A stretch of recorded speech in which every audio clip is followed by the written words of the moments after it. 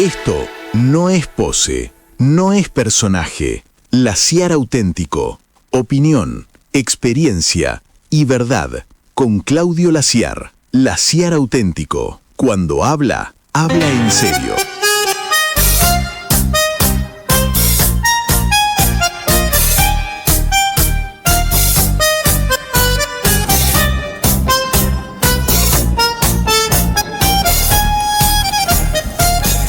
Hola, hola, ¿cómo les va? Qué gusto saludarlos, bienvenidos a esta jornada lluviosa de lunes. Ahí veíamos, en el domo de Phantom, lo feo que está afuera. Digo, feo depende para qué actividad. Si uno tiene que andar en la calle, hacer cosas, está feo. Si uno tiene la posibilidad del dolce far niente, bueno, lo va a pasar genial, sin mayores dificultades. Varias cosas. Hoy... ya promediando la mitad del mes de marzo, hay varios temas que está bueno no perder de vista. Hay personalidades que descuellan por su talento, personalidades que descuellan por su impronta. Este señor a mí me genera algo así como un asunto ambivalente. Por un lado le tuve siempre respeto y admiración. Por momentos me ponía muy nervioso porque en una época en la que todavía éramos medios pacatos, en los medios, hoy cualquiera de nosotros dice cualquiera, yo a la cabeza, porque soy muy mal hablado. Pero cuando empezó a relatar Marcelo Araujo, mucho, no me cerraba. Después uno se acostumbra, es como todo. Falleció Marcelo Araujo, no era tan grande, 70 y pico de años, o sea, un hombre grande, pero tampoco 78. Bueno, digamos. Gracias, Carla. Carla Bebacua me apunta a la edad de Araujo. Generó un estilo que mucha gente siguió. Lo cierto es que tenía una trayectoria, un recorrido increíble. Yo me acuerdo de épocas pretéritas cuando estaban, no en los 90, antes que eso ya había estado él con Julio Ricardo. Julio Ricardo también, un venerable profesional. Pero bueno, Marcelo ya es un recuerdo. Les recuerdo que continúa el mundo en vilo por la guerra y un asunto. El presidente norteamericano instó a que que otras potencias se sumaran para escoltar barcos y de esta manera permitir la navegación en el estrecho de Hormuz. Me llamó la atención porque el primer ministro alemán, ellos lo llaman canciller, pero no el canciller como alguien que se ocupa de las relaciones internacionales, es el premier. Dijo, no, esta no... Primero, la OTAN no tiene ninguna... La OTAN está para defender el territorio de sus integrantes. Y acá no está en juego eso. Y además, esta no es una... O sea, no vamos a mover. Con lo cual ya empezó a verse mermado ese apoyo que solicita el presidente de los Estados Unidos. Y otro que se paró de manos es la ministra de Defensa de España, que siguiendo las directivas de Pedro Sánchez, el jefe de gobierno español, también dijo, esta no es nuestra guerra, no tenemos nada que ver, no vamos a mover armamento ni nada que se parezca. Digo, porque parece que la cosa va a ser más intensa, más extensa, fundamentalmente de lo que pensaba en principio el presidente de los Estados Unidos de Norteamérica. De manera que preparémonos porque este mundo loco, atiborrado de locos y lleno de inequidades, está priorizando una contienda político-económica por sobre el bienestar general. ¿Es el único? No, hay muchos lugares del mundo donde hay dificultades, pero no provocadas ad referendum, por un mero interés económico. Y fíjense que los intereses económicos y políticos le han dado a este joven país, que es el nuestro, historias. Ayer estuvo mi hija en casa con Mariano, su pareja, y charlamos un rato. Por suerte tenemos un vínculo que nos permite hablar de todas las cosas. Y yo le contaba que tenía previsto en el programa de hoy de Phantom,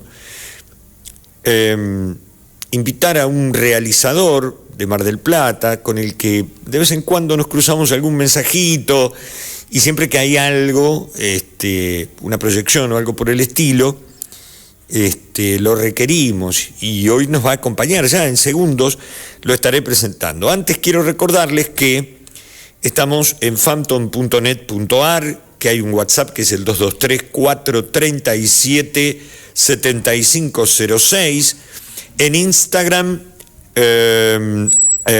@Phantom in the Air, en Facebook, phantom.intheair, y el mail que es hola@phantom.net.ar. Decía, los intereses políticos y económicos y la violencia no la hemos descubierto, va de la mano con la humanidad. Desde que el hombre empezó a vivir en comunidades, las contiendas estuvieron a la orden del día, pero la historia de la Argentina en particular está plagada de hechos violentos, de acontecimientos horribles, de crímenes espantosos. Promediaba la década del 70, la Argentina estaba en democracia, era el año 1975, si no recuerdo mal, Diego me va a corregir. Y una mujer, Coca Maggi, que era docente universitaria, en la universidad creo que todavía era provincial, no se había convertido en universidad nacional, había pasado de ser la Universidad Católica para ser universidad provincial y después da el salto a universidad nacional. Bueno, una mujer muy respetada, muy querida, y en un momento dado es secuestrada, la trasladan a un lugar, la golpean, le causan heridas que a la postre la llevan a la muerte. La sepultan en el mismo lugar y luego, en un hecho aberrante, esto pasó en democracia, era presidente la señora Isabel Martínez, con todo ese tema de la AAA y todo aquello. Dice la historia que ahí se entremezclaron los caminos, Diego nos va a ayudar a entender, el peronismo de derecha, el peronismo de izquierda, horrible situación. Se va a proyectar este próximo viernes en Mar del Plata un documental, y Diego es uno de los realizadores. Querido Diego, primero, qué placer recibirte, saber que estás allí y agradecerte, porque es un gesto de generosidad poder acompañarnos un rato. ¿Cómo estás? Hola Claudio, gracias a ustedes por la invitación, un placer siempre charlar con vos. No nos vemos personalmente, pero por lo menos tenemos referencia al uno del otro, y a mí me halaga que nos estés prestando estos minutos. Yo traté de situar la historia que narra el documental y que evidencia, pero la cosa es mucho más profunda y tiene aristas que estará muy bueno verlas en el documental, sobre todo para ejercitar un asunto que se llama memoria y ver de dónde venimos y cuánto nos costó atravesar el lodazal de nuestra historia reciente. ¿Qué nos podés agregar a eso, Diego? Bueno, sí, como bien decías, el caso de Coca transita esa época oscura de los años 70. Uh-huh. Coca Maggi era una mujer brillante, era decana, uh-huh, a los 28 años ya. Mamita. De la Universidad Católica, en ese momento estaba la Universidad Católica y la Provincial, sí, como decías. Ella era una mujer muy cercana a los estudiantes, muy querida por la comunidad universitaria de Mar del Plata, con muchísimo coraje, o sea, una valentía impresionante, que siempre fue con lo que ella pensaba y lo que creía que en ese momento era la gratuidad universitaria. Uh-huh. Y la fusión de la Universidad Católica con la Provincial, en términos normales, sin que ningún docente pierda su trabajo, ni estudiantes tampoco queden afuera, dadas las condiciones que ponía la Provincial, que en ese momento estaba ocupada por la CNU. Claro. Que era un grupo de ultraderecha, que que gobernaba esa facultad y propiciaba una universidad sin diferencias políticas, para ponerlo en estos términos, ¿no? Pero con mucha violencia. O sea, no es solo Cocamashi una de las personas que mataron, agredieron, bueno, en la película anterior, La memoria que habitamos, el caso de Sylvia Filler, es esta misma gente la que la mata, ¿no? La Concentración Nacional Universitaria. Muchos de esos personajes después pasaron a formar parte de la AAA y de los grupos de tareas de la dictadura. O sea que, como vos decías, esto no fue en época de dictadura específicamente, pero sí en un momento en que la violencia política era muy fuerte y esas mismas personas que después pasaron a formar parte de los grupos de tareas ya estaban operando. O sea que había cuestiones que después se iban a replicar en la dictadura. Uh-huh. Es más, en el caso de Cocamashi, a ella la secuestran en su casa, amenazarla, y como amenazaban a muchos docentes en nuestra ciudad. La tienen desaparecida varios meses y el cuerpo aparece el 23 de marzo de 1976. Mirá qué fecha casi coincidente con lo que meses más tarde, poco más de un año. No, día unos antes. meses, un día antes del golpe aparece el cuerpo. Pero mirá vos, qué cosa, ¿no? Qué estigma esa fecha que pronto nos llevará a conmemorar un aniversario más de aquel horrible asunto, ¿no? Exacto, justamente recordamos ahora 50 años del inicio del golpe y también de la aparición del cuerpo de Coca. Sí. Ahora, ¿quién era Cocamashi? Vos nos la describiste como una mujer brillante que a muy corta edad, chicos, menos de 30 años, era... Tenía 31 cuando la secuestraron. Tenía 28, ya era decana a los 28. Qué bárbaro. Y muy cercana a una figura consular que después, con el paso del tiempo, uno advirtió que también corrió severo riesgo, que era un prelado de mucha jerarquía y de muy respetado, como el cardenal Piroño, que acompañaba muchas de esas iniciativas de solidaridad, de ética de la contención, y que a más de uno le cruzó por la cabeza cargárselo, como se dice habitualmente. Estamos viendo algunas imágenes de Apenas habrá sombras, este documental. ¿Cómo fue la realización del documental, Diego? ¿Qué cosas vamos a descubrir que aquí estamos anticipándonos en el tráiler? Bien, bueno, primero decir que es una película totalmente realizada por la Universidad Nacional de Mar del Plata. Uh-huh. Producida por la universidad, al igual que La memoria que habitamos, por el mismo grupo de trabajo del que formo parte, que es la Dirección de Contenidos de la Universidad Nacional de Mar del Plata. Uh-huh. La película la empezamos a pensar con Federico Polerich en el 2023 y empezamos a trabajar ese grupo de la Dirección de Contenidos desde ese momento. La filmamos en 2024 y después tuvimos la suerte de ganar un premio en un laboratorio de documentales en México. Uh-huh. Y se sumó un coproductor, que es una productora muy grande de México, donde terminamos la película hace poquito tiempo. Qué bárbaro. Y el proceso fue largo, pero bueno, el cine tiene estas cuestiones con el tiempo.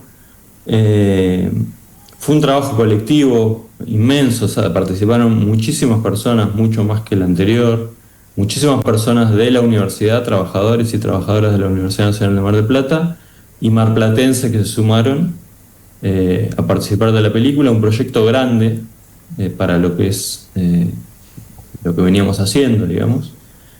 Y como siempre tratamos de pensar creativamente en la reconstrucción de la memoria, pero de manera creativa, ¿no? Sí. Tratar de hacer algo que aparte convoque al espectador no solo desde lo informativo, ¿no? Entonces, bueno, la estructura básicamente de la película es un grupo de actores y actrices grandes actores marplatenses, ahora los voy a nombrar, que llevan adelante un trabajo de puesta en escena de algunas de las escenas que se transitaron en esos años en Mar del Plata, anteriores y posteriores al secuestro. Sí. A partir de la investigación que hicieron Federico Poleri y Fabián Monteagudo, reconstruimos un montón de datos y después pusimos en escena, a través de la observación, cómo este grupo iba llevando adelante esa reconstrucción escénica, de alguna manera, en un mismo espacio. Ahí contamos con un espacio muy interesante que nos brindaron desde EDEA, y pudimos armar reconstruir los escenarios. Hay un trabajo de arte también impresionante de Juan Echeverría y Rosana Casataro, que también participó en la película anterior, y un montón de compañeros y compañeras de la película que hicieron que sea posible. La verdad que es un laburo muy colectivo. Voy a nombrar a los actores, que son varios, pero que son fundamentales en la película. Bueno, Belén Manete y José Luis Britos, Carla Rossi, Alejandro Arcuri, Esteban Padín, Pablo Uso y Sofía Costantino, y después participaron también Santiago Maisonave, Alejandro Comerchi, y tuvimos el placer de contar con la participación de Antonio Mónaco y Silvia de Urquía. Mirá vos, que son los Antonio, que trabajan, generan el espacio de teatro en la universidad y son muy admirados por todos nosotros. Y tuvimos la colaboración también fundamental de la sobrina de Coca, sí, que es Guillermina Tonetti, que nos brindó un montón de información. Primero que nada nos permitió hacer la película como la queríamos hacer, de alguna manera, porque la verdad que en mi caso es importantísimo contar con el aval, ¿no?, de las personas cercanas al personaje que estamos reconstruyendo. Si no, se cuenta muy desde afuera y no era la idea. Y gracias a Guillermina accedimos a un montón de información, a un montón de sensaciones que son imposibles de conseguir, digamos. Diego, y una vez terminado ese proceso en México, después del rodaje en 2024, lo que es edición, montaje, a Diego, ¿qué le deja? ¿Quedaste satisfecho? ¿Crees que podrían haber logrado en este trabajo en equipo algo más? A mí me da la sensación de completud, por decirlo de algún modo. Me parece que se engloba perfectamente la historia, pero bueno, vos sos el factotum, y entonces está bueno saber cómo ves vos, desde la concepción a este paquete con moño y todo que se va a proyectar el viernes.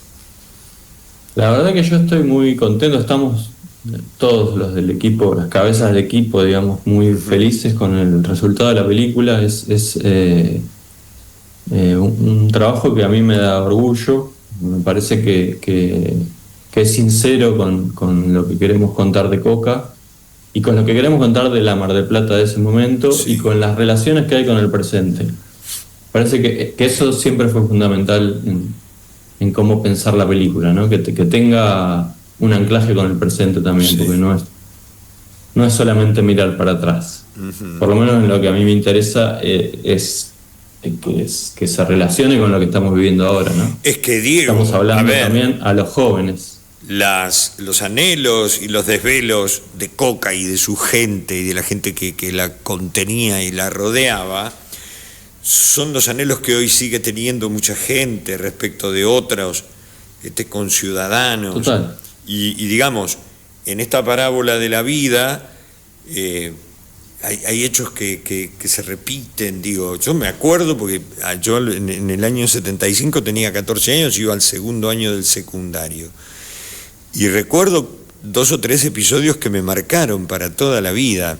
Cuando vos vas al segundo año del secundario, tus compañeras cumplen 15 y generalmente se hacía una fiesta, se sigue haciendo naturalmente. En el cumpleaños de 15 de una compañera mía del secundario, en medio de la fiesta irrumpen unos señores y dicen: hay que desalojar el edificio, que hay una amenaza de bomba. Este cumpleaños se había hecho en Ay, en la Unión Ferroviaria de Junín. Tuvimos que salir todos, revisaron todo, no había nada, pero digo, mirá hasta en qué cosas sencillas la violencia horizontal y en democracia mostraba la intolerancia y algo que fue el caldo de cultivo para lo que vino después. Como vos bien decías, Totalmente. hubo quienes saltaron la verja y de un lado pasaron al otro para hacer la misma tarea. Ese horror Total. de que lo que es distinto lo elimino. La verdad que terrible.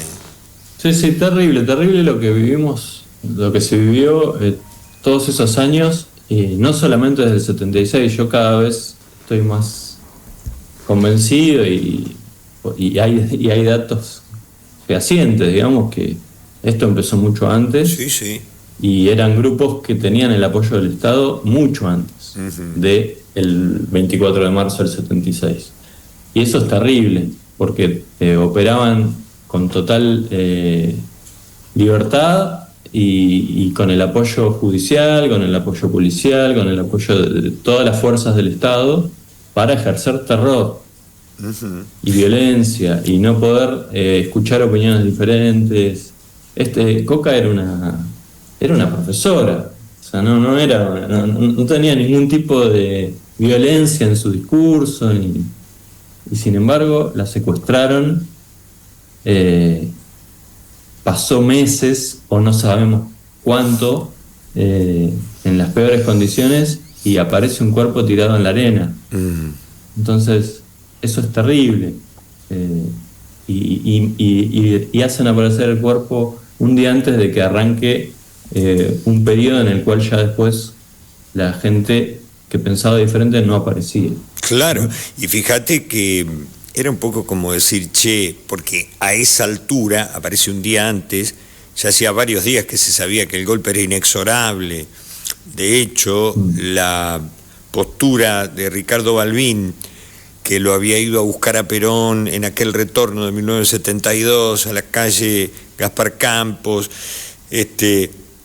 una vez muerto Perón, Balbín lo despide con aquellas palabras: más que un adversario despido a un amigo, y da un discurso en el Congreso de la Nación en el que dice: a esta mujer hay que sostenerla como dé lugar, que llegue al final de... Había un proyecto de elecciones anticipadas en septiembre. Por Isabel, decís. Sí, y dice: a esta mujer hay que ayudarla a que llegue al final de su mandato, aunque sea con muletas.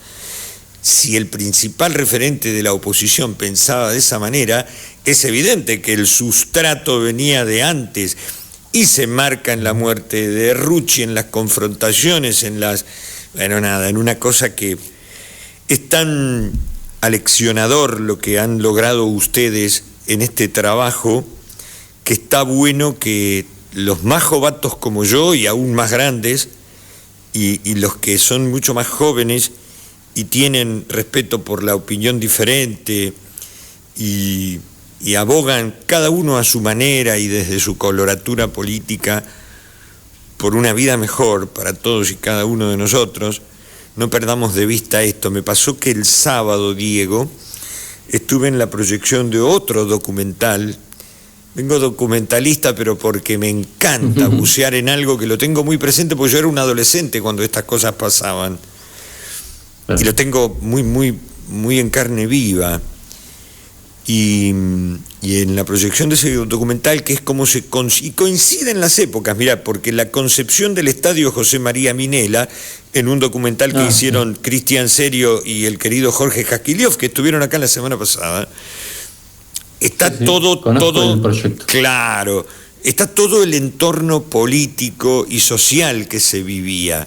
Y hay un hecho que impacta y no pasa desapercibido, y es que en algún momento, y ya instaurado el gobierno de facto, había alguien encargado, creo que era del ejército, no me acuerdo si era un coronel o un general, y dice: no vamos a construir ningún estadio, tenemos que restaurar los que están.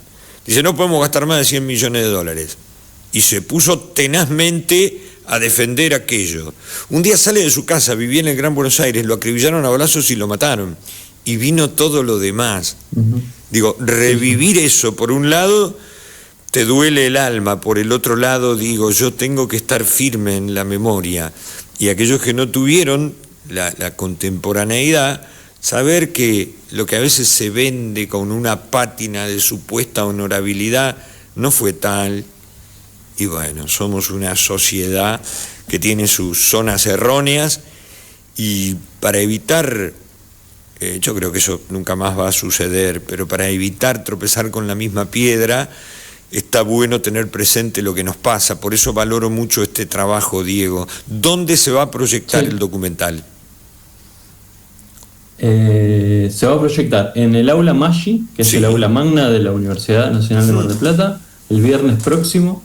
A las 17:30 va a haber un acto en la Plaza Seca del complejo universitario, y después se va a proyectar la película en el Aula Maggi, que va a ser como la primera presentación pública. Es una proyección especial, digamos. Así que el que quiera verla, ahí estaremos, todo el equipo, todos los que participamos en la película. Participaron también muchos testigos y personas que estuvieron presentes en esos años. Van a ver que es un trabajo que hay mucha historia marplatense aportando a esta película. Por eso digo que es una película muy colectiva y que nos da mucho orgullo a muchos y muchas que se pueda proyectar acá en la ciudad. Así que nada, los esperamos. Y para los que no quepamos, porque llegamos más tarde, porque no estuvimos astutos y no fuimos a buscarnos un lugar, la película empieza... No, pero es por orden de llegada. No, ya sé, pero la película empieza un recorrido que va, gracias al esfuerzo de ustedes, y imagino que va a tener un recorrido importante. Todo aquel que quiera, algunos recordar para no olvidar, otros para descubrir, es una buena cosa. Diego, valoro enormemente que nos hayas acompañado. Es muy, muy respetable y muy grato saber que personas jóvenes, como es tu caso, y quienes han colaborado en la realización del documental, apenas habrá sombras, nos den un ratito de su tiempo. Te mando un abrazo enorme y nada, ahí estaremos para compartir este testimonio histórico que habla de nosotros mismos. Bueno, gracias a vos, Claudio, y un placer siempre charlar, y gracias por la invitación. Un abrazo grande. Diego Ercolano, pibe joven, y un grupo de compañeros que lo secundan en esta tarea fantástica de reflejar la historia. Miren, los pueblos que olvidan su historia están condenados a repetirla. Nosotros no, yo estoy seguro de que no vamos a caminar senderos que ya caminamos, aunque algunos lo anhelen. Esto le pasó a muchos países. Uno no es testigo presencial de todos los horrores que han acontecido en el mundo, pero siempre pongo el mismo ejemplo, y perdón por lo reiterativo, pero si en algún momento del post-franquismo español Fraga Iribarne se pudo sentar con Carrillo, que eran agua y aceite, Fraga Iribarne lo más representativo de la ultraderecha española, del franquismo más abyecto, sin embargo un tipo intelectualmente brillante.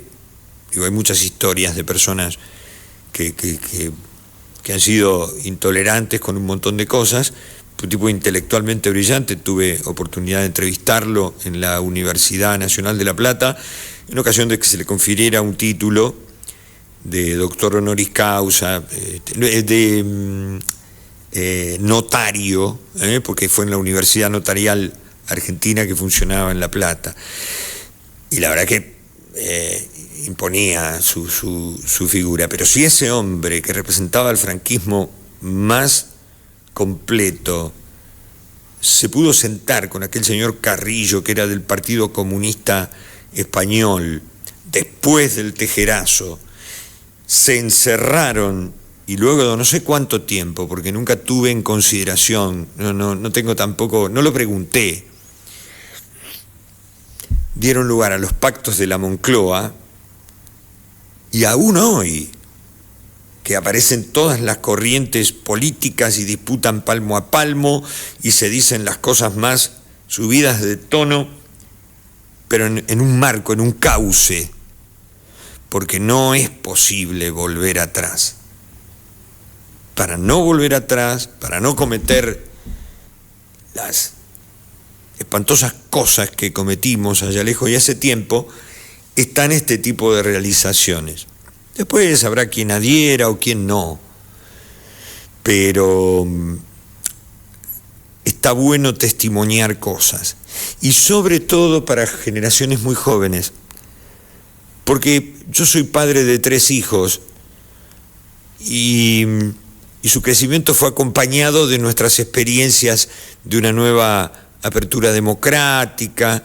La menor de mis hijas tiene 26 años, pero fueron comprendiendo lo que pasaba. Yo pienso en chicos que tienen hoy 20 años y que por ahí, qué sé yo, por circunstancias de familia o de lo que fuere, en su casa no se hablan de estas cosas y se enamoran porque, vamos, cuando se habla del canto de las sirenas, esa leyenda que dice que los navegantes en los fiordos de Noruega se embelesaban con el canto de las sirenas y se encantaban de tal manera que perdían de vista la guía de sus barcos y encallaban en esas rocosas y acantiladas costas y se hundían sin miramiento. Digo, es normal que las personas se embelecen con los cantos de las sirenas, pero hay que saber que ese canto es una distracción para que estrellemos el barco, que no sea que estrellemos el barco de nuestra vida, de nuestro futuro, de nuestros sueños, de nuestros anhelos,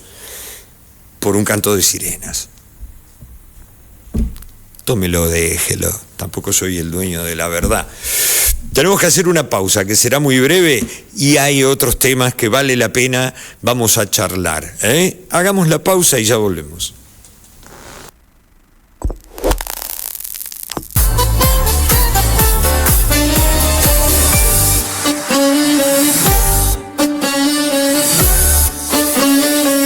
Con la quimérica esperanza de aguardar que el clima cambie, abrí la página del Servicio Meteorológico Nacional. Aldi, Federoso, amigas, amigos que nos ven, hoy es lunes 16 de marzo, ya quedó atrás la mitad del mes.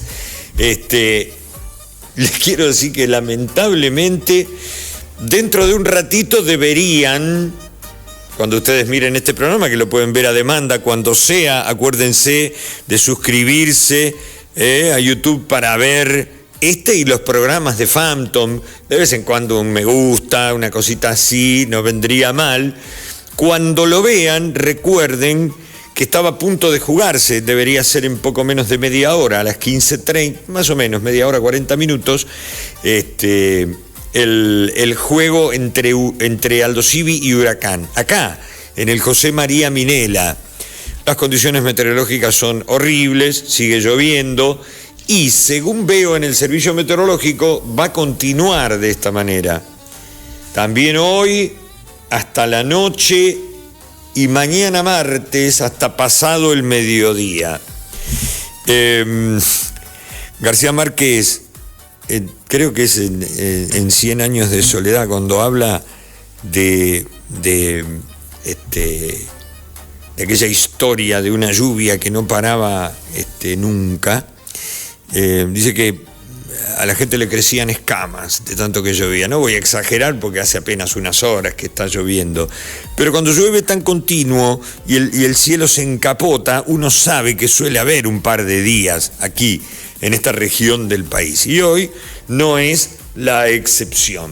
Repasemos algunas cosas de la actualidad. Arranca la semana con un paro en la universidad, en las universidades nacionales, es por la no aplicación de la ley de financiamiento de la ley de educación superior y de la ley de financiamiento universitario, y está más vigente que nunca la controversia, la disputa por una cuestión salarial.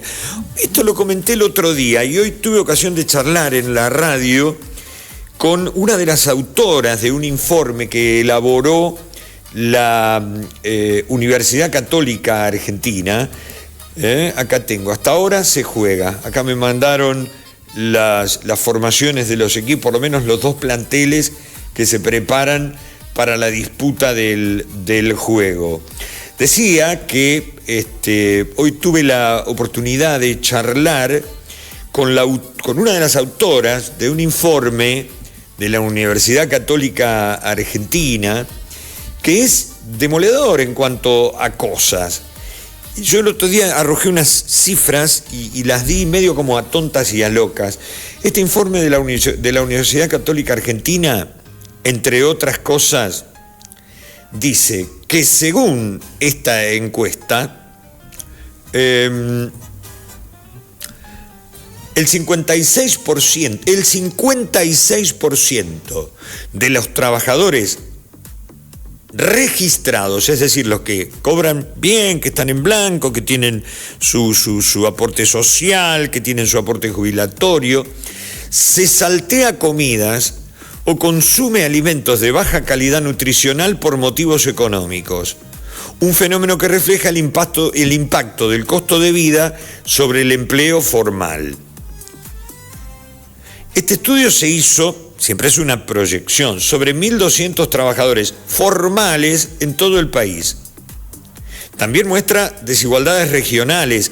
Eso que yo le conté a uno de nuestros entrevistados el otro día, es decir, creo que hacía alusión al señor de Adornis, el diputado por la Ciudad Autónoma, y yo le decía si es que alguna vez había reparado en los obrajeros del Chaco. Bueno, miren, por ejemplo, en el noreste argentino, Corrientes, Misiones, el porcentaje de trabajadores con privaciones alimentarias asciende al 62%, y en el noroeste llega al 65%, casi 10 puntos por encima del promedio nacional.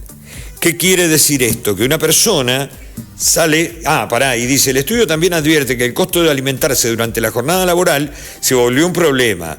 Según los datos relevados, el 80% de los asalariados que comen en el trabajo gasta un promedio de 10.000 pesos por día, además de viajar, además de todo lo que representa salir temprano y volver tarde. Una cuarta parte de un salario mensual cercano al 1.000.000 de pesos. Es gravísimo. Y a lo mejor a ustedes les pasa. Cada uno en su medida y con las posibilidades que tiene. Y esto está hecho sobre un universo de 1.200 testimonios de trabajadores registrados. Yo sostengo, es empírico, no tengo el dato milimétrico preciso, pero tomo ese riesgo, que el 60% de la población económicamente activa, 60% de la población económicamente activa, considerando todas aquellas personas en condiciones de trabajar o buscando uno o lo que fuera, está en la más absoluta informalidad. Y ahí no surgen estos datos. Pero uno imagina, colige, intuye, presume que la cosa cuanto menos es igual. Ya siendo igual, mamita, es un tema porque genera, yo no sé si a ustedes les pasa, pero a mí me da una desazón muy grande porque, digamos, yo tengo la fortuna de que me va bien, de que no tengo dificultades ni de manutención, ni mucho menos, tengo la suerte de ser un señor que trabaja, pero pienso en aquel que no lo tiene, en aquel que está más complicado, que no logra salir adelante. Bueno, no, hay gente que no le importa demasiado lo que sucede a su alrededor. Yo no puedo completar mi felicidad si no tengo alrededor gente. ¿Qué voy a hacer? ¿Voy a presumir de mi bienestar? Lo que habitualmente se conoce como contar plata delante de los pobres. Y eso no, a lo mejor yo particularmente, o usted, o vos, no tenés responsabilidad directa. Pero hay una ética de la convivencia. Hay un asunto que nos debe mover por una cuestión de de solidaridad elemental a comprender las dificultades de los demás. Esto, puede ser visto, es político, pero no es solamente una crítica al actual gobierno, porque estas inequidades de gente que no gana lo suficiente para vivir y gente, ese 60% de la población económicamente activa, que no está registrado ni tiene beneficios de ninguna laya, yo lo vengo sosteniendo desde que era presidente la señora Cristina Fernández, y Federico, mi compañero de rutas, es testigo de mi constante recordar aquello. Y lo he conversado con amigos que son dirigentes gremiales de algún gremio en particular, y decir, che, está todo bien, qué lindo que encontraron una buena paritaria, que recompusieron su situación salarial. Ahora, ¿y qué pasa con los que hacen lo mismo, pero en la marginalidad? Digo, un buen asunto, algo para celebrar, sería que al par que se defiende un interés de alguien formalizado, también se pudiera ir incorporando a parte de esa gente que no está. Mira, Phantom, ahí anda, ese es Phantom, ese es el que le da nombre a nuestro medio. Llegó Jorge Frías, nuestro capitán. Te invito a que vengas, Jorge, estás elegante, quédate tranquilo. ¿Cómo anda? Creo que aquel sitio te va a ir mejor. Sí. Sí, hombre, bienvenido. Haz de cuenta que estás en tu lugar de trabajo de todos los días. Bienvenido, Jorge, qué alegría, qué bueno que pudiste llegar. Hola, amiguito. Se mojó un poquito. Sí. ¿Sigue lloviendo con intensidad? No tanto. No tanto. Pero viste que es de arrachas. Sí. Que te voy a contar a vos que no te haya pasado en alta mar, ¿no? Se disfruta de otra manera. ¿Es en serio? Sí. En principio... Digo, la lluvia, claro. Un temporal es otra cosa. Es otra cosa. Bueno, ustedes los hombres de mar tienen un temperamento especial, pero es otra cosa. Y es como que aprendemos a vivir con la naturaleza, que es lo que no te pasa en la ciudad. Sí. Si bien se dan los mismos factores, sol, viento, lluvia, está invadida por las cuestiones materiales. Sí. De las ciudades. El mar, es el barco y el mar. Sí. Y la lluvia. ¿A vos también te pasa eso de la inmensidad y qué pequeñito se siente uno ante semejante pampa azul? Y esa frase que se usa seguido, te das cuenta realmente de lo chiquito que somos. Ahí va. Sí. Además te voy a decir otro dato, que a veces los que navegamos nos engañamos, que depende del barco que estamos, es como que nos sentimos más seguros. En la inmensidad del mar, el barco más grande es chiquitito. Sí, yo vi un documental de estos enormes buques portacontenedores, pero un barco de 200 metros de eslora, y que estaba a la buena de esa marejada. Y que también se hunde. Se sobran porque, por motivos diversos. Sí. Fundamentalmente el motivo humano. El factor humano ya no se discute. Claro. Que tiene mayor incidencia en cualquier tipo de accidente. Sí. Los barcos no se construyen, porque ¿dónde se aplica el factor humano? Esta es la discusión. Qué bueno lo que nos estás contando, porque no todo el mundo conoce estos vericuetos, ¿no? ¿Cómo es eso?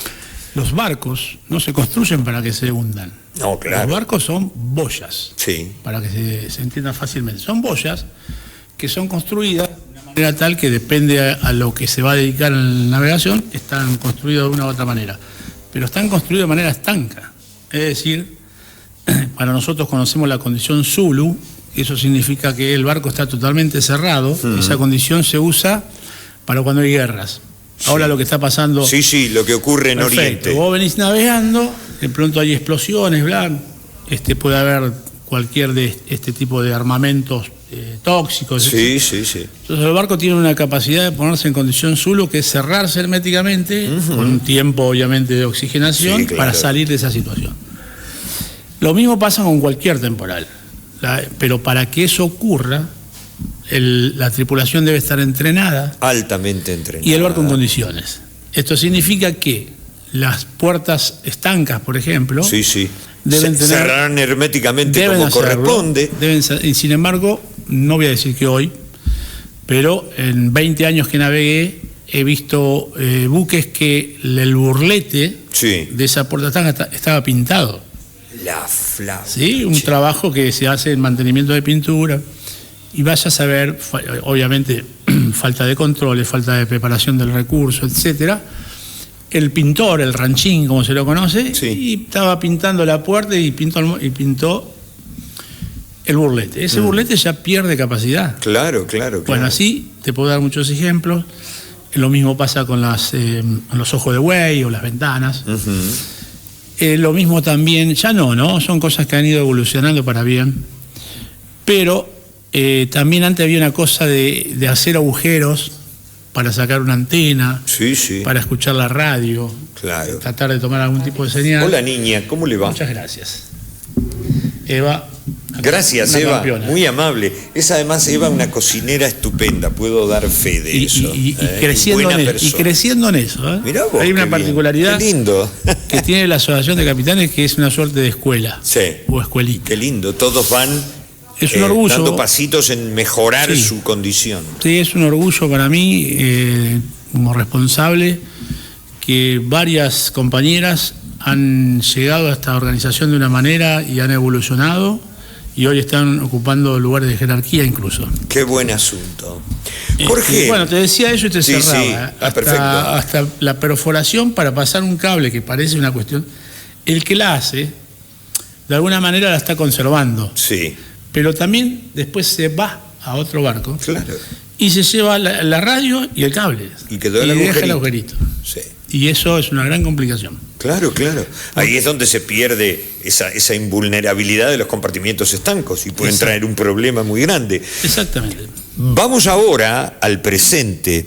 El presente, según una información a la que yo accedí, que es de público acceso, de modo que lo han visto muchas personas, y seguramente se ha comentado aquí en Phantom y en numerosos encuentros. De hecho, hoy tuviste una entrevista temprano en la radio en la que yo presto mis servicios a la mañana. Sí.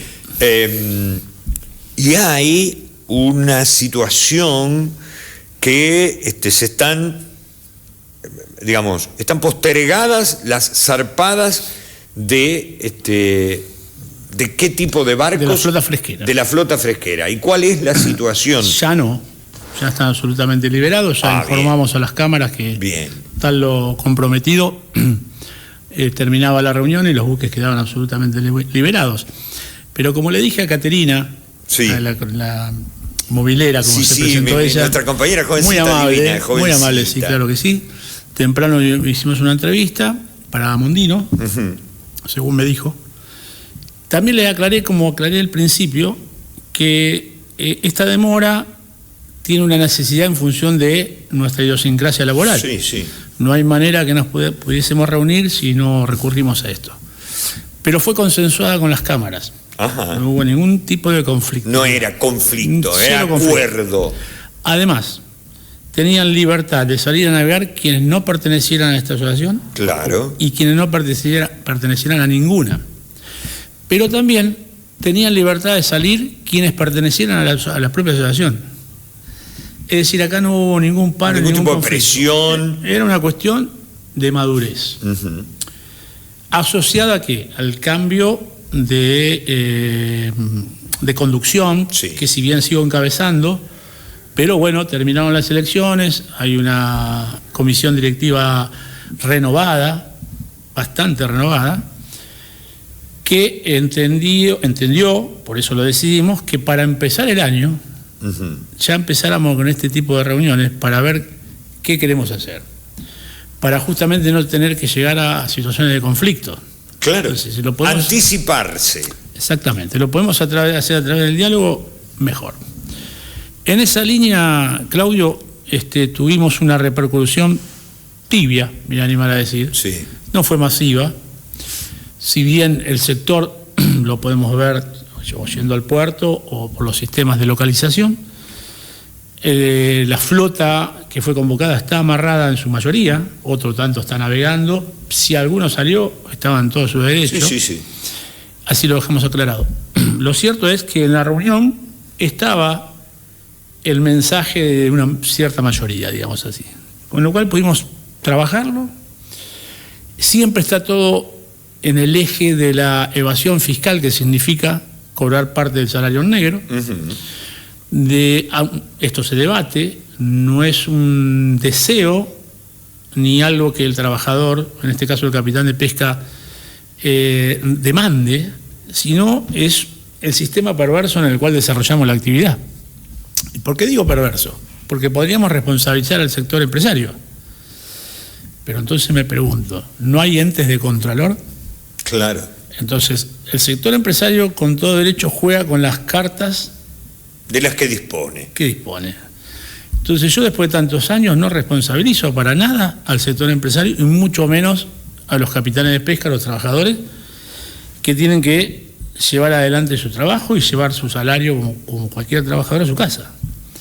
Ahora, vos te cansás de decir que hay evasión fiscal en la industria pesquera y no hay un fiscal de turno que tome parte, no hay hoy un ARCA, antes no había una FIP,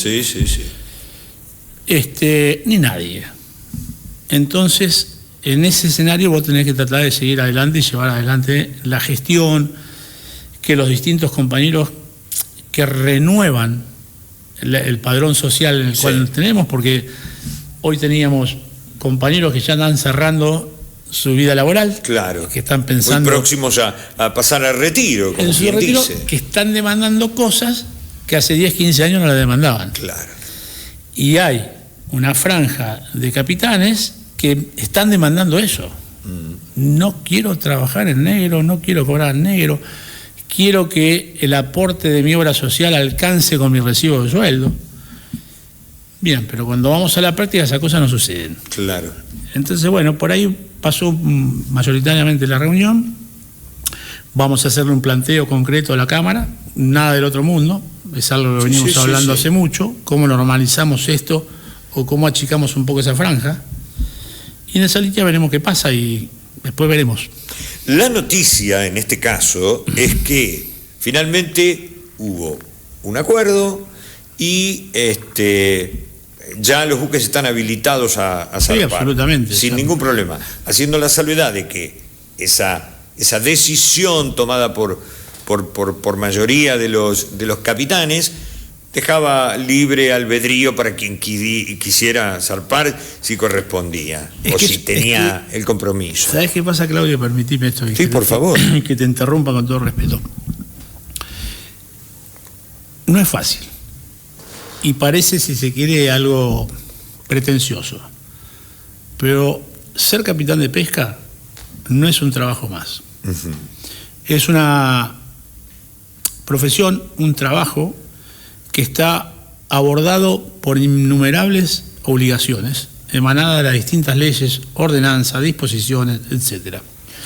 Entonces pareciera que todo está bien hasta que pasa algo. Claro. Cuando pasa algo, te sentás ante el juez y te pone una carpeta así, con la ley de navegación, te aplican la ley de navegación, te aplican todas las disposiciones de prefectura, te aplican el Código Penal, todo. A ver, entonces, para que se entienda todavía más, vamos a llevarlo a la jerga cotidiana. Si un tripulante fallece, la máxima autoridad, el capitán, tiene que ocuparse de lo que corresponde. Si surge una disputa a bordo y de esa disputa alguien lastima a otro o comete o le roba cosas, la máxima autoridad. O sea, el capitán es el factotum de poder de un barco, con las responsabilidades que a su vez implica eso, porque un error puede llevar a una sanción a ese capitán. De acuerdo. O sea, no es un trabajo, no es ser jefe de la oficina. No, para nada. Que de pronto hay un reglamento administrativo. Ahí vamos. De acuerdo a la ley de navegación, la ley 20.094, el capitán se transforma en el representante del Estado. Ahí va. Entonces es el representante de la ley con la capacidad de iniciar un sumario penal que después tiene continuidad cuando llega a puerto en el juzgado de competencia. Seguro. Pero el que debe iniciar ese sumario, por los ejemplos que estás dando vos, una pelea, una reyerta a bordo, es el capitán. Entonces, el capitán no es culpable de todo. pero es responsable de Sí, todo. sí. Ahí hay una diferencia, culpabilidad y responsabilidad. Es el responsable de mantener el orden, es el responsable de la unidad productiva que es un buque, que vale muchos millones, Sí, claro. es el responsable de la vida a bordo, es el responsable de la carga y es el responsable de todo lo que rodea un buque. Entrando a puerto puede tener una colisión con otro barco, con un aparato flotante como pueden ser los astilleros estos flotantes que están acá en este puerto, una boya, bueno. Después vemos si la culpa es o no lo es, pero en principio es el responsable. De los hechos de pesca, cuando un buque incurre en una infracción de la Subsecretaría de Pesca, es sancionada la empresa. Claro. Pero consecuentemente es sancionado el capitán porque estaría, entre comillas, presumiblemente, violando alguna disposición de prefectura nacional. Sí. Entonces la prefectura te sanciona al capitán, lo puede multar, lo puede suspender, lo puede inhabilitar por una infracción que se presume. O sea, es muy finito todo. Sí. Entonces, nada. Es una responsabilidad mayúscula, de esto no cabe duda. Y todo esto, Claudio, para decirte esto que quise decir al principio. Ser capitán de pesca no es un trabajo más, es un trabajo muy específico, por cuanto el comportamiento también es específico. Nosotros no podemos estar cortando rutas, cortando calles, incendiando cubiertas, gomas. Fíjate vos, un capitán, estando embarcado, es responsable penal y civilmente, hasta 50 kilómetros no se puede retirar del buque. No puede estar a 100 kilómetros del buque, a 51 no puede estar. Con lo cual tampoco, porque sigue siendo responsable, sigue siendo el Estado. ¿Sí? Claro. Porque está embarcado legalmente. Entonces, bueno, cuesta entender esto, que no es un trabajo más, que es muy específico y como tal debe tener un comportamiento diferente. Por eso nosotros decimos, como asociación que representa a trabajadores, no vamos a ir al puerto con un grupo de capitanes a impedir que un buque salga. Cada capitán tiene la facultad necesaria para decir, no salgo. En virtud de estas responsabilidades que le confiere el propio Estado. Sí, o de su pertenencias a la asociación, que no le va a fallar si después hay algo. Vos tenés que decir, no, pero si yo no salgo me van a despedir. No, mirá. Yo hace una semana que le avisé a ambas cámaras formalmente que íbamos a tomar esta medida. Con lo cual no hay nada que discutir. Porque se hace de común acuerdo. Claro. Entonces, dicho vaya de paso, agradezco públicamente a ambos representantes de la Cámara, al doctor Fernando Rivera y al doctor García Luchetti, con quienes intercambié y comprometimos que no iba a haber ningún tipo de presión, ni mucho menos. Entonces, vale entender que si hay posibilidad de diálogo, ¿por qué vamos a ir a los conflictos? Ya lo contaste innumerable cantidad de veces. Gustavo Seira, nuestro querido compañero, se reportó desde Madrid. ¿Qué experiencia dejó este encuentro, este encuentro formidable con empresas, con proveedores, con autoridades allí en Madrid la semana pasada? A vos en lo personal y en general a la actividad. En lo personal es enriquecedor. A ver, Claudio, cualquier experiencia, yo soy un hombre que navegó 20 años y a partir de asumir esta responsabilidad de tratar de hacer lo mejor posible dentro de la Asociación de Capitanes de Pesca, cada cosa que hago día a día para mí es enriquecedora, sí, aún que no salga como uno quiere. Yo he confrontado con casi todos los empresarios, he hecho dentro del marco de la ley, con la Constitución Nacional presente, con nuestro estatuto social presente, he ido a hacer la defensa de los derechos de los capitanes en los distintos puertos del litoral marítimo, desde Puerto Deseado a Buenos Aires, siempre bajo el marco de la ley. Sí. Y he confrontado con todos los empresarios, los he tratado de delincuentes y los he denunciado en la FIP formalmente. Viví mi momento a medida que iba transitando, pero después vos vas entendiendo esto, de que se juega con las cartas que están en el mazo. Entonces ya todo no es tanto como lo que dije al principio, no es tanto que el empresario comete un delito o el trabajador es parte de un delito que es la evasión fiscal, sino que quienes tienen la responsabilidad de que eso no ocurra miran para el costado. ¿Sí? Entonces ahí empezás a ver la película de otra manera. Sí. Entonces vos decís, ¿de qué vivimos nosotros? De pescar. Entonces, ¿por qué vamos a estar peleando todo el tiempo con el que nos genera el puesto de trabajo? Lo que tenemos que lograr es entendernos. Y como representante de los trabajadores, establecer un piso. ¿Qué significa eso? Que menos de este piso no debiera percibir el salario ningún capitán ni un oficial. ¿Y por qué no podemos generar el máximo de ese salario? Porque no son todos iguales. Claro. Ese sería un gran error que cualquier comisión directiva, la que represento como las futuras, pretendan establecer en esta actividad tan específica, que vive de la producción, que vive del trabajo de estajo, que no tenemos franco el desarraigo, lo que significa el desarraigo. Sí. Ok, sería un gran error que todos ganen igual. Saldríamos de esa posibilidad del esfuerzo, de la capacitación individual, de ir por más. Entonces, como todos ganamos lo mismo, todos hacemos lo mismo. No es para esta industria, quizás era para otra, pero no para esta. Sí. Entonces, eso te da esta posibilidad de enriquecerte, de haber estado 20 años en el agua mirando la película de una manera, y después entender esta. Pero algunos pueden decir, y acá voy a utilizar palabras que se utilizan, no, ya está del lado de los empresarios. ¿Sabes que no, Claudio? En este caso son los propios afiliados, los propios socios que te hacen ver eso.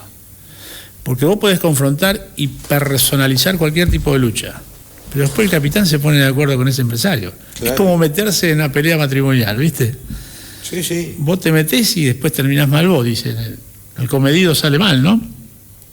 Bueno, acá es un poco eso. A veces personalizar la lucha. Los consensos que se logran entre los propios capitanes, claro, para ir a buscar la solución a un problema o a dirimir un. El gran problema elemento que tiene esta organización, sí, de que representa este trabajo, no la organización, sino el sector, el capitanes y oficiales, es que se renueva. Que todos los años vienen nuevos capitanes que se certifican como tales en la Escuela Nacional de Pesca o ahora en el CESMAR, nuestro instituto de formación, mientras hay otros que están saliendo, ¿sí? Están preparando su salida. Sí. Entonces ahí se empiezan a jugar factores, algunos emocionales, nadie quiere jubilarse. Y obvio. Y no solo por lo económico, como ser humanos los queremos mantener activos siempre, ¿no? Porque eso significa que cumpliste una etapa, y una algo etapa se termina, que trae una carga de años, claro, inclusive. Claro. Lo primero que te marca es eso, estamos grandes. Sí.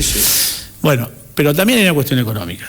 Entonces, algunos empiezan a planificar cómo será ese retiro de cara a las economías de los gobiernos que transitan este país, y otros que recién empiezan, que traen las necesidades del gremio que los representaba antes, el SOMO, el Marinería o el CIMAPE, que no supieron dar soluciones tampoco a esas problemáticas y que de pronto obtienen una certificación para estar en el puente y tienen esa ansiedad de solucionar esos problemas que no solucionaron en 10 años, lo quieren solucionar en 1.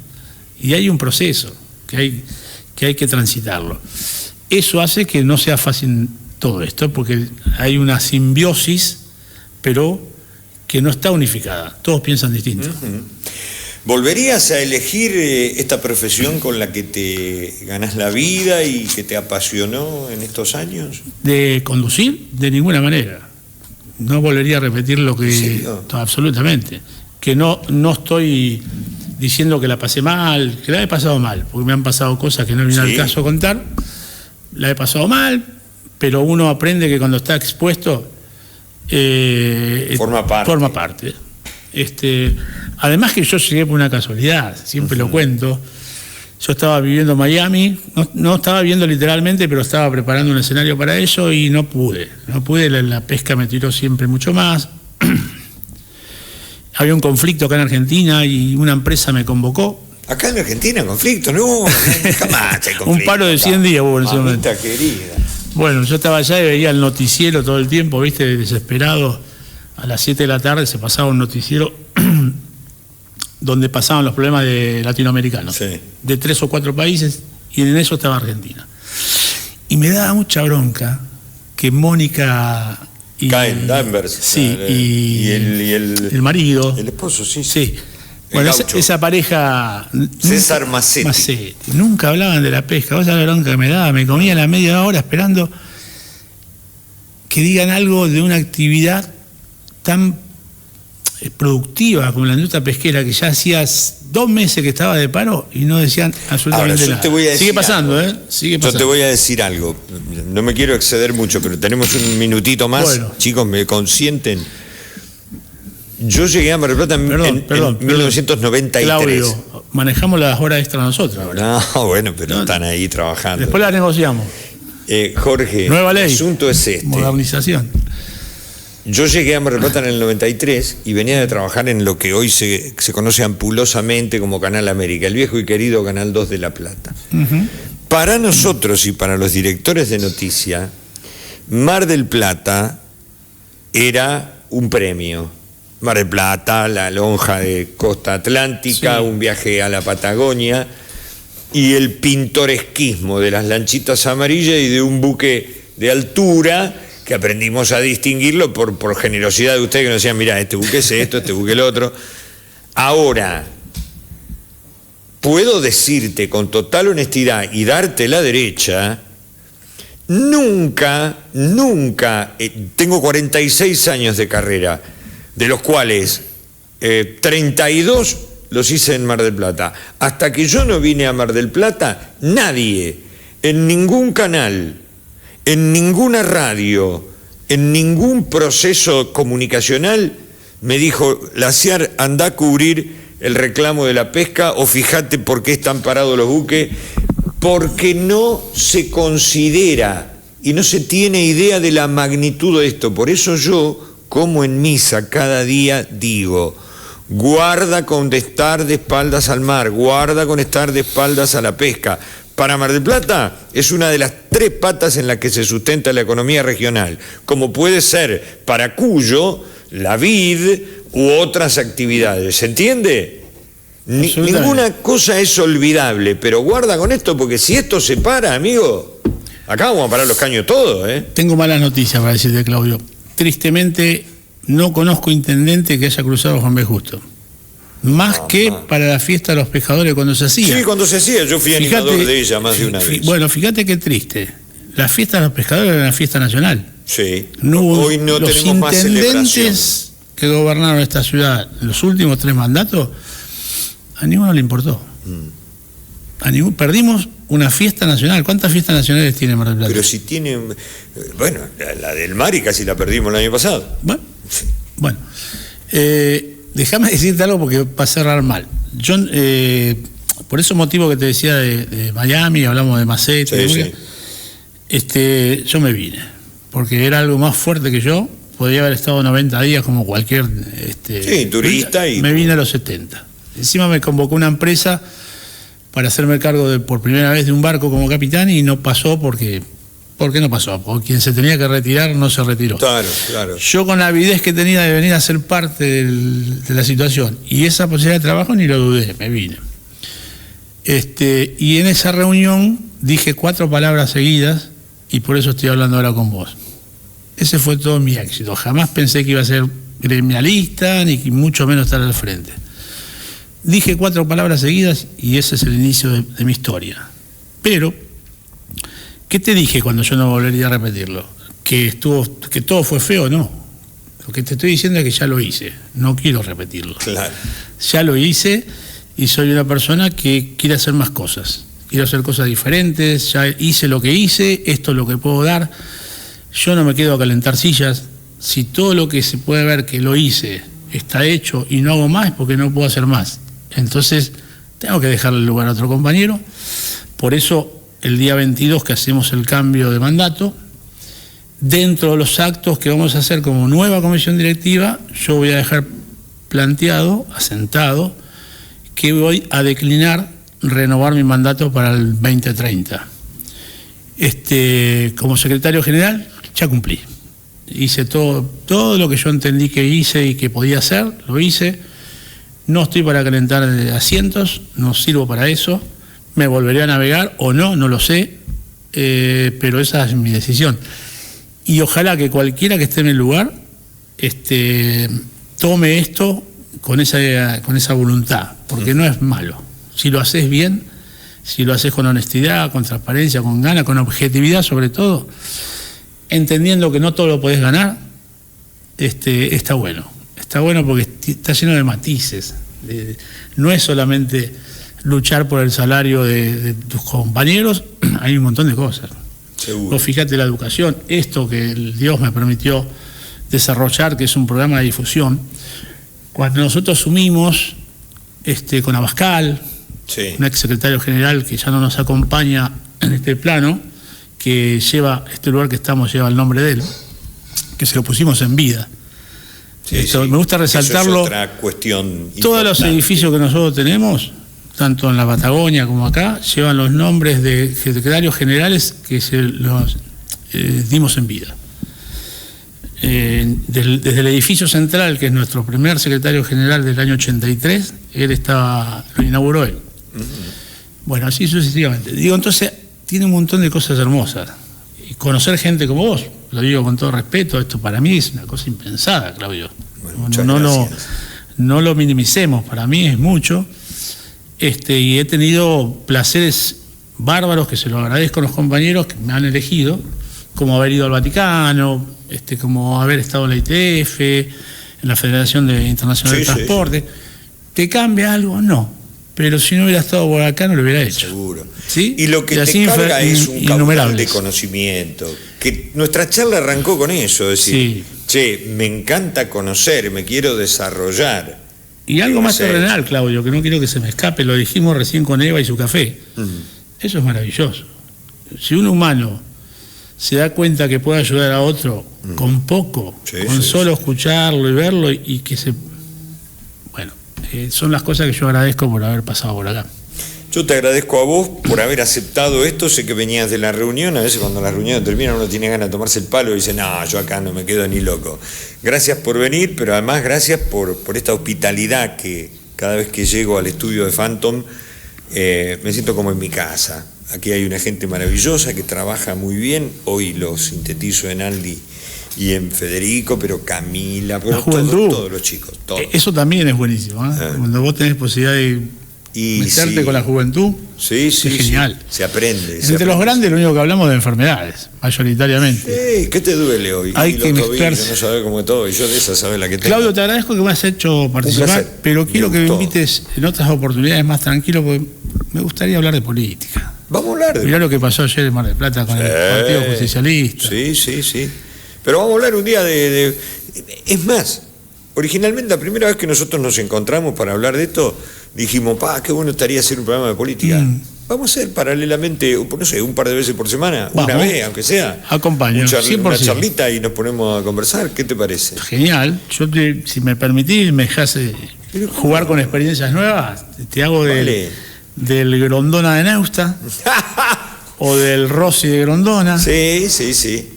Para que se me entienda, ¿no? Ver, quizás no de ese palo, no, pero está todo bien. Tengo un amigo que se ocupa de la venta publicitaria y yo salgo, del estudio y mi amigo estaba ahí sentadito con un cliente y le dice, acá te voy a presentar al Feynman de Mar del Plata. Digo, no, para un poquito. Va de retro. No, pero no por nada, si pobre hombre tiene derecho a ganarse la vida como más le guste. Mi pensamiento lleva a otro camino, este es el tema. Muchas veces le dije, porque vos apelás a esas cosas para ejemplificar más rápido. Le decía, no voy a decir a quién, pero le decía a muchos, en cualquier lugar, le decía la nata de Mar del Plata. Y después cuando el otro se me enteró me dice, no me digas eso. Claro, obviamente. Y además, uno lo que hace es buscar la alegoría de decir, este tipo tiene una capacidad de laburo que bien podría parangonarse con la de otro por el esfuerzo, por el sacrificio. Después lo ideológico es caprichoso, no tiene... Bueno, así al aire. Pactamos que podemos hacer un programa así, me animo. Por supuesto, tener las derechas... Invitamos gente y vamos charlando. Al segundo programa decirme, no, Jorge, no va. Es que vos, a ver... Y traemos a alguien que sepa. Yo te voy a decir una cosa, es exactamente lo mismo que ser capitán del barco. Vos vas a ser responsable de tu opinión y de tu palabra. Claro. Yo de la mía, y el invitado o invitada va a tener también. Y eso no nos va a generar ni enemistades ni nada que se parezca. Si después cuando te fuiste decís, che, mirá lo que me preguntó y te empacás, es un problema tuyo. Me porque acá mataste. lo puedes decir. Pero hacemos la producción juntos. ¿Cómo no? Más vale. Producimos juntos. Me encanta. Me encanta la idea. Gracias, Jorge. A Un vos, gusto Claudio. enorme. Chicos, mil gracias. Y a ustedes los convoco porque mañana, digamos, hoy porque no le gusta hablar a Jorge, ¿viste? Y a mí tampoco. Entonces, mañana vamos a tener otro capítulo con otras cosas. Es flexible. El streaming es flexible. Flexible, definitivamente. Que lo pasen bien. Hasta la próxima. Gracias por todo.